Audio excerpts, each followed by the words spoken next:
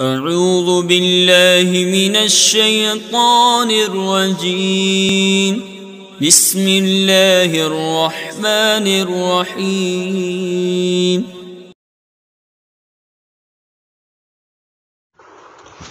بسم اللہ الرحمن الرحیم۔ میں مجاہد حسین رضوی، استاذ دارالعلوم غریب نواز الہ آباد، درجہ رابعہ کے متعلمین سے مخاطب ہوں اور شرح جامی بحث اسم کا درس دینے جا رہا ہوں۔ کل کے سبق میں کلمے کی تعریف مکمل ہو چکی تھی۔ آج سے کلمے کی اس کے 3 اقسام کی طرف تقسیم کا اور 3 اقسام میں کلمے کے منحصر ہونے کا بیان ہے۔ شارح کہتے ہیں وَهِيَ أَيْ الْكَلِمَةُ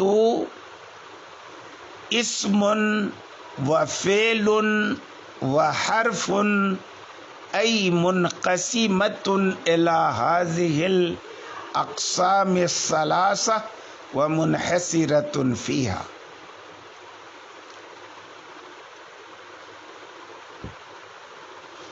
کہتے ہیں کہ کلمہ اسم اور فعل اور حرف ہوتا ہے، یعنی ان اقسام کی طرف، ان تینوں اقسام کی طرف منقسم ہوتا ہے۔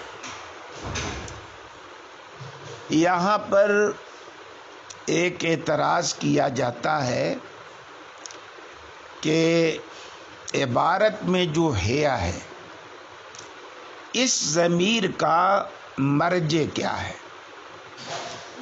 کلمے کا لفظ یا کلمے کا مفہوم؟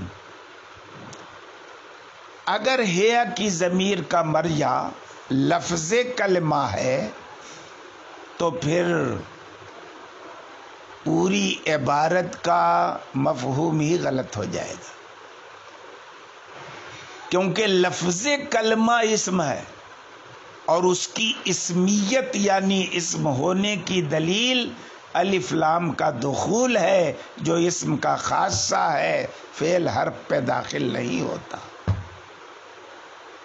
تو اب اگر لفظ کلمہ مرجع ہو تو وہ اسم ہے، پھر تقسیم صحیح نہیں ہوگی، کیونکہ پھر تب مفہوم کیا ہوگا کہ اسم ہوتا ہے، اسم فعل ہوتا ہے، اسم حرف ہوتا ہے۔ تو یہ انقسام الشیء الی عینہ و الی غیرہ ہوگا، اور انقسام الشیء الی نفسہ و الی غیرہ ممکن نہیں ہے، غلط ہے۔ کیوں؟ جب ہیا کا مرجع لفظ کلمہ اسم ہو گیا تو آپ اسم ہی کو کہہ رہے ہیں کہ وہ اسم ہوتا ہے، یہ انقسام الشیء الی نفسہ ہے، اور اسم ہی کو کہہ رہے ہیں کہ فعل اور حرف ہوتا ہے، اور فعل اور حرف اسم کا غیر ہے، تو انقسام الشیء الی غیرہ ہی ہو گیا۔ تو اب یہ چیز جائز نہیں ہے۔ اور اگر آپ کہیں کہ ہیا کی ضمیر کا مرجع لفظ کلمہ نہیں ہے جو اسم ہے، بلکہ مفہوم کلمہ ہے، مفہوم کلمہ یہ منقسم ہوتا ہے 3 اقسام کی طرف، تو اب ایسی صورت میں ضمیر اور مرجع کے بیچ مطابقت نہیں ہوگی، کیونکہ مفہوم مذکر ہے، اس کی طرف ہوا کی ضمیر لوٹے گی، نہ کہ ہیا کی۔ اس اعتراض کا جواب یہ ہے کہ ہیا ضمیر کا مرجع لفظ کلمہ ہے، لیکن اس کی جو تقسیم ہو رہی ہے اسم فعل اور حرف کی طرف، یہ لفظ کلمہ کے اعتبار سے نہیں بلکہ اس کے مفہوم کے اعتبار سے. اور جب یہ توضیح کر دیں گے کہ ضمیر کا مرجع لفظ کلمہ ہے اور تقسیم مفہوم کلمہ ہے تو ضمیر کے بیچ مطابقت بھی پیدا ہو جائے گی اور انقسام الشیء الی نفسہ و الی غیرہ کی جو خرابی لازم آ رہی ہے وہ خرابی بھی لازم نہیں آئے گی. اچھا صاحب کہتے ہیا اسم و فعل و حرف اے منقسمۃ الی ہذہ الاقسام. یہ تفسیر کرنے کی ضرورت کیوں پڑی؟ ضرورت اس لیے پڑی کہ یہاں پر ایک اعتراض وارد ہو رہا ہے کہ ہیا کی ضمیر لوٹ رہی ہے کلمہ کی طرف اور اسی کو کیا کرے اسم و فعل و حرف، اسم اور فعل و حرف. اور قاعدہ یہ ہے کہ ضمیر جب مرجع اور خبر کے بیچ دائر ہو جائے تو ایسی صورت میں مبتدا مرجع کی نہیں خبر کی رعایت بہتر ہوتی ہے. اب یہاں ہے ویسے ہی ہے کہ مرجع اس کا کلمہ ہے نا اور خبر اس کی اسم. تو اب سوال یہ ہے کہ خبر کی رعایت کرتے ہوئے ہوا کہنا چاہیے تھا نہ کہ مرجع کی رعایت کرتے ہوئے ہیا کہنا چاہیے تھا. پھر اس اولویت کے خلاف غیر اولا شکل ماتن نے کیوں اپنائی؟ اچھی بات ہے. تو اب شارح نے جو منقسمۃ نکال دیا وہ اس بات کو بتانے کے لیے کہ غلط فہمی نہ ہو کہ ہیا کی خبر اسم ہے بلکہ ہیا کی خبر محذوف ہے منقسمۃ اور تقدیر عبارت ہیا منقسمۃ الی ہذہ الاقسام ہے. پھر کہا الی ہذہ الاقسام الثلاثہ، ان تین اقسام کی طرف منقسم ہے، ان تین اقسام کی طرف منقسم ہے. اچھا صاحب اب ایک سوال یہ پیدا ہوتا ہے کہ ہیا ہے مبتدا، اس کے بعد اسم معطوف علیہ واو حرف عطف، اس کے بعد فعل معطوف معطوف علیہ پھر واو حرف عطف، اس کے بعد حرف معطوف ہے. معطوف علیہ اپنے دونوں معطوف سے مل کے تب خبر بنا ہے نا. اچھا واو جو آتا ہے جمعیت کے لیے آتا ہے تو اب اس کا مفہوم یہ ہوا کہ کلمہ اسم فعل اور حرف کے مجموعے کا نام ہے. یعنی کوئی لفظ کلمہ تب ہوگا جب اسم فعل حرف سب اکٹھا ہو جائیں تب کلمہ ہو جائے گا. تنہا اسم کلمہ نہیں ہے، تنہا فعل کلمہ نہیں ہے اور تنہا حرف کلمہ نہیں ہے. جیسے ہم کہیں کہ چائے، چینی، پانی، چائے پتی اور دودھ کے مجموعے کا نام ہے تو اکیلے چینی کا نام چائے نہیں ہے، اکیلے چائے پتی کا نام چائے نہیں ہے، اکیلے دودھ کا نام چائے نہیں ہے، اکیلے پانی کا نام چائے نہیں ہے.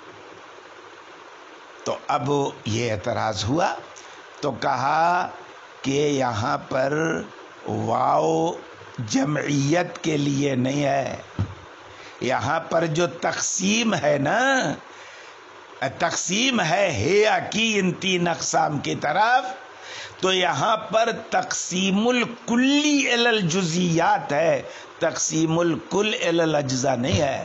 جہاں پر تقسیم الکل الی الاجزاء ہو تو اجزاء کے مجموعے کا نام کل ہوتا ہے، لیکن تقسیم کلی جہاں الی الجزئیات ہو تو ہر جزئی پر ہر جزئی کلی پر محمول ہوتی ہے.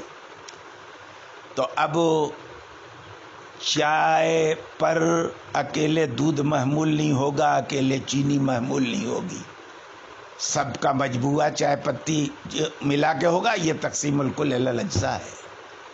لیکن تقسیم الجزئی علی الکلیات میں انسان زید ہے، امر ہے، بکر وغیرہ ہے، تب یہ نہیں ہے کہ زید، امر، بکر اور سارے انسانی افراد کے مجموعے کا نام انسان ہے، نہیں، تنہا زید پر بھی انسان کا صدق ہوگا، زید انسان محمول ہوگا زید پر، امر پر، بکر پر وغیرہ وغیرہ سب پر۔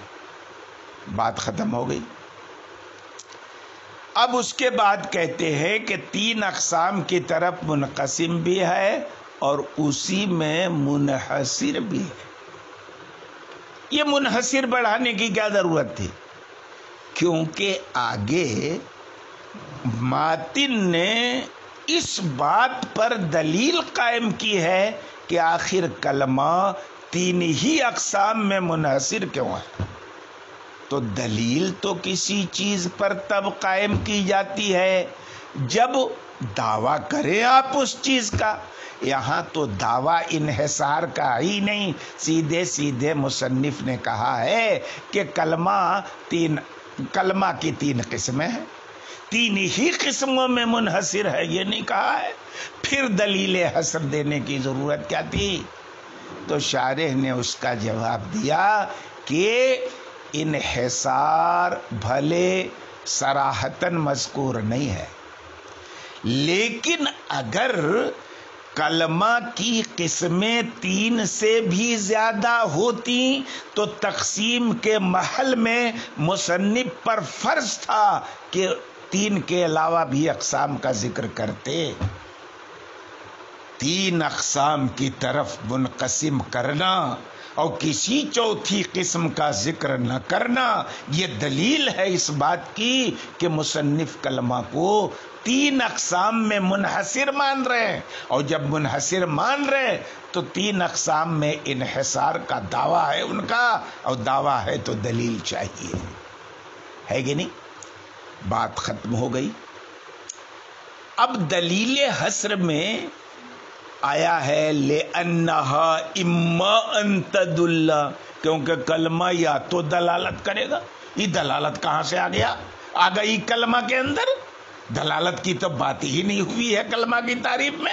الکلمۃ لفظ عُدِیَ لِمَعْنًى مُفْرَدٍ، وضع کی بات ہوئی ہے، دلالت کی بات نہیں ہوئی ہے، تو یہ کہاں سے آ گئی دلیل حصر میں دلالت؟ تو اس کا جواب دیتے ہیں کہ دلالت اگرچہ مصنف کی عبارت میں صراحتاً مذکور نہیں ہے، لیکن وضع تو مذکور ہے کلمے کی تعریف میں، اور آپ پڑھ چکے ہیں پہلے کہ وضع دلالت کی ایک خاص قسم ہے، اور دلالت سے خاص ہے، اور خاص کا ذکر عام کے ذکر کو مستلزم ہے، تو ماننا پڑے گا کہ وضع کا ذکر ہوا ہے تو دلالت کا ذکر بھی لازماً ہوا ہے کہ نہیں؟ تب کہتے ہیں فَهِيَ إِمَّا مِن صِفَتِهَا أَن تَدُلَّ، کلمہ کی صفت یا تو دلالت کرنا ہوگی۔ اب یہ فَهِيَ إِمَّا أَن تَدُلَّ کے بیچ میں من صفتها کا اضافہ شارح نے کیوں کر دیا؟ اس کا اضافہ اس لیے کیا کہ اگر اضافہ نہیں کریں گے تو اعتراض وارد ہوگا۔ کیوں؟ اس لیے کہ لِأَنَّهَا میں ہا کی ضمیر کا مرجع، ہا کی ضمیر کا مرجع کیا ہے؟ وہ ہے لِأَنَّهَا، وہ کلمہ ہے اور وہ انا کا اسم ہے۔ لِأَنَّهَا یہ ہا انا کا اسم ہے، اور ہا سے مراد کیا ہے؟ کلمہ۔ اور ان تدل اگر اس کی خبر بنائے تو آپ جانتے ہیں کہ ان فعل کے ساتھ مصدر کے معنی میں ہوتا ہے، تو جب ان فعل کے ساتھ مصدر کے معنی میں ہو گیا تو اب تقدیر عبارت کیا ہو گئی؟ فہیا امت دلالت، فہیا امت، تو کلمہ یا تو لأنہا یعنی لأن الکلمت امت دلالت، یہ نہ ترجمہ ہو جائے گا کہ کلمہ یا تو دلالت ہے۔ تو اب سوال یہ ہے کہ جب ان تدل انہا کی خبر بنے گی، انا کے اسم پر محمول ہوگی، انا کا اسم کلمہ ہے، اس سے ذات مراد ہے، ان فعل کے ساتھ مصدر ہے جو وصف محض ہوتا ہے، اور وصف محض کا حمل ذات پہ نہیں ہوتا، تو حمل صحیح نہیں۔ اس لیے من صفتہا نکالنا پڑا، صفت من صفتہا نکالنا پڑا اور بتانا پڑا کہ ان تدل انا کی خبر نہیں بلکہ من صفتہا ان تدل، یہ مل ملا کے پورا جملہ انا کی خبر ہے کہ نہیں ہے؟ اچھی بات ہے۔ اب ترکیب کیا بنے گی اس کی؟ ترکیب یہ بنے گی کہ من صفتہا جار مجرور سے متعلق ہو کر، تفصیل آپ کر سکتے ہیں خود، جار مجرور سے متعلق ہو، جار مجرور سے مل کر یہ کائنن کا متعلق ہو جائے گا، اور شبہ جملہ اسمیہ ہو کر کے خبر مقدم ہو جائے گا، اور ان تدل یعنی الدلالت، یہ دلالت یہ کیا ہو جائے گا؟ مبتدا مؤخر ہو جائے گا۔ تو اب کیا ہو جائے، کیا مطلب ہو جائے گا؟ تقدیم خبر کی وجہ سے تخصیص ہو گئی، تب کیا مطلب ہو جائے گا؟ ان الکلمت صفت الکلمت دلالت، ان صفت الکلمت اما دلالت، یہ تعویل ہو جائے گی۔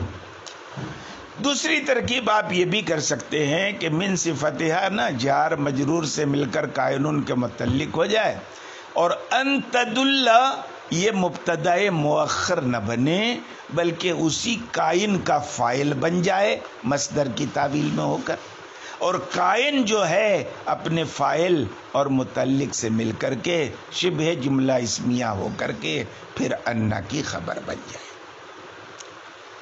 لیکن بعض حضرات نے یہ جواب دیا ہے کہ دیکھیے یہ جو آپ کہہ رہے ہیں کہ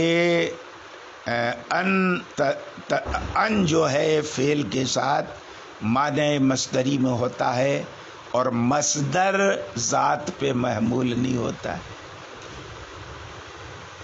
یہ بات صحیح ہے لیکن من کل الوجوہ صحیح نہیں ہے، کیونکہ مطلق مصدر ذات پہ حمل نہیں ہوتا،